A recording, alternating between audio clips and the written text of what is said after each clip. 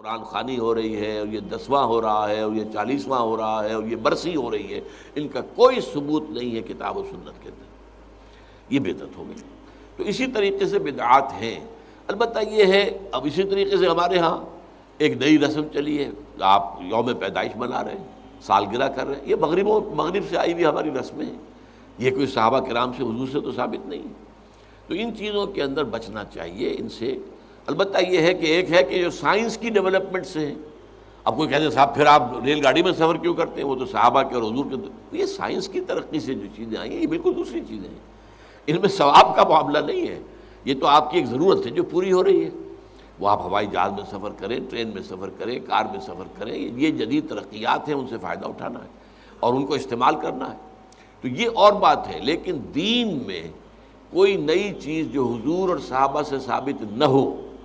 اور اس کو آپ حصول ثواب کی نیت سے کریں، وہ بدعت ہے۔ اب جیسے مثلاً حضرت عمر رضی اللہ تعالیٰ عنہ نے اپنے قدم کو بدعت قرار دیا۔ آپ کو معلوم ہے کہ حضور کے زمانے میں تراویح کی نماز کا کوئی رواج نہیں تھا، حضرت ابو بکر کے دور میں بھی نہیں تھا، بلکہ یہ تھا کہ رات کو نماز نوافل ادا کرو اپنے اپنے طور پر، قیام اللیل اپنے اپنے طور پر۔ تو اس حوالے سے تراویح کی نماز کا جو ہے باجماعت یہ حضرت عمر نے کیا رضی اللہ تعالیٰ عنہ، کہ ایک دفعہ آپ آئے اپنے دور خلافت میں، مسجد نبوی میں دیکھا کچھ لوگ ادھر کھڑے ہیں، کچھ ادھر کھڑے ہیں، کچھ ادھر کھڑے ہیں، کچھ ادھر کھڑے ہیں، اب ایک ایک جو حافظ ملا ہوا اس کے پیچھے قرآن سن رہے ہیں، پڑھ رہے ہیں۔ تو آپ نے کہا کیا ہی اچھا ہو ان سب کو ایک امام کے پیچھے جمع کر دیا جائے۔ اچھا کوئی اول شب میں پڑھ رہے ہیں، کوئی دیر میں پڑھ رہے ہیں، حضور نے 3 دفعہ جماعت کرائی اس رمضان کی رات میں، تو وہ تہجد کے وقت کرائی ہے، وہ عشاء کے ساتھ نہیں، جو ہم تراویح کہتے ہیں کہ عشاء کے ساتھ ہی 20 رکعت ہم پڑھتے ہیں، یا اہل حدیث حضرات 8 رکعتیں پڑھتے ہیں، تو اس لیے کہ حضور نے تو صرف تہجد کی جگہ پر پڑھائی، تہجد کی 8 رکعتیں ہوتی تھی حضور کی، تو 8 رکعتیں آپ نے پڑھائی۔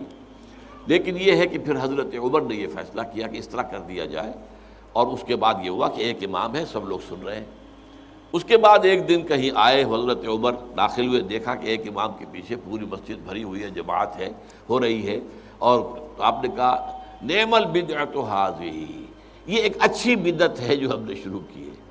تو اس سے بدعت حسنہ کا لفظ عام طور پر لوگ لے لیتے ہیں، لیکن یہ واضح رہے کہ یہ حق جو ہے یہ خلیفۃ المسلمین کو تو حاصل تھا، یہ نہیں ہے کہ ہر شخص اس طرح کی نئی بدعت ایجاد کر لے اور کہے یہ بھی اچھی بدعت ہے، بدعت حسنہ ہے۔ اگر ہم اذان سے پہلے یہ پڑھ دیتے ہیں، درود پڑھ دیتے ہیں، تو کیا کیا برائی ہے اس میں؟